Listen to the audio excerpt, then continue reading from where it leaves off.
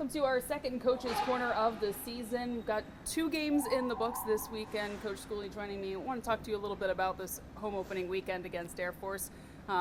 Win Friday night 5-1, a tie, a game you had to battle back in on Saturday night. What did you learn maybe about your group this weekend and what you wanted to improve on moving forward?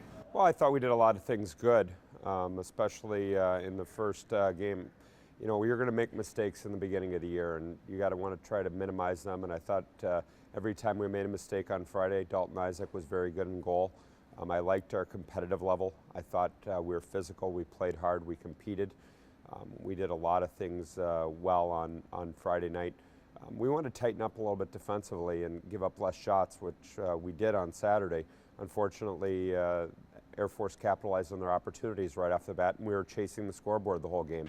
Really proud of our guys. When you're down 2 goals in your own building, it could go ugly in a hurry because, but our veteran group stuck with the process. They stuck with everything they needed to do, made sure that they were prepared. We got the game tying goal.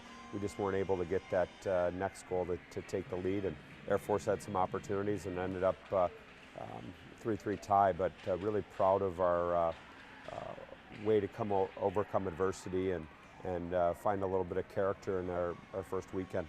When you have kind of a physical series like you did with Air Force, do you like kind of seeing how the team responds to a game like that and seeing kind of where they fit in that area when you've got some younger guys on the team? Yeah, we've got to make sure that we can control our emotions. We can't get too high, too low.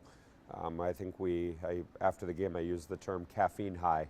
We were really buzzing and really into the game in the first period, and I think we came out in the start of the second. We were had a little bit of a lull once the period ended, and our guys stuck with the process.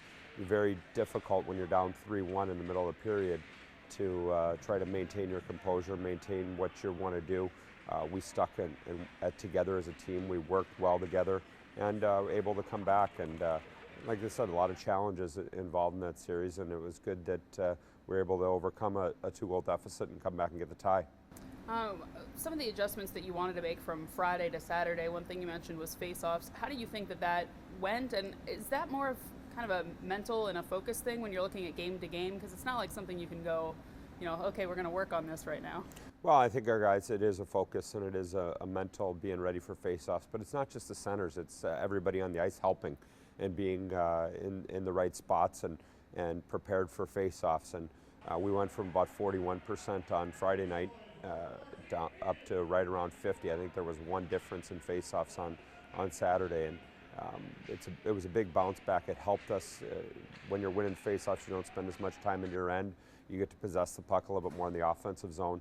So I think that was definitely something that we wanted to focus on, and we did a better job of it on Saturday. But it's still the first weekend, but historically we need to be a better faceoff team. And when you only win 41% of the faceoffs and win 5-1, that's still a pretty good indicator of how you played, because you're not starting off with the puck very much when you're losing that many faceoffs.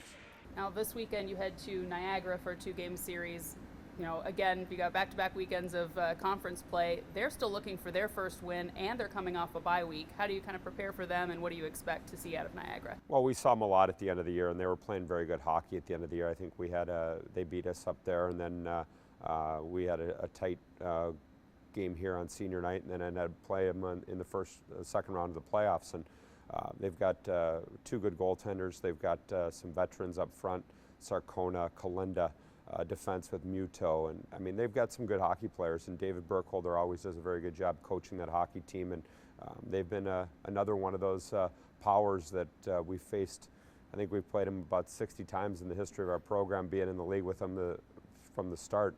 So we know it's going to be a physical series. We know that they are doing a very good job there in trying to get back to where they were at the end of the year, and we would expect Dwyer Arena is not an easy place to play.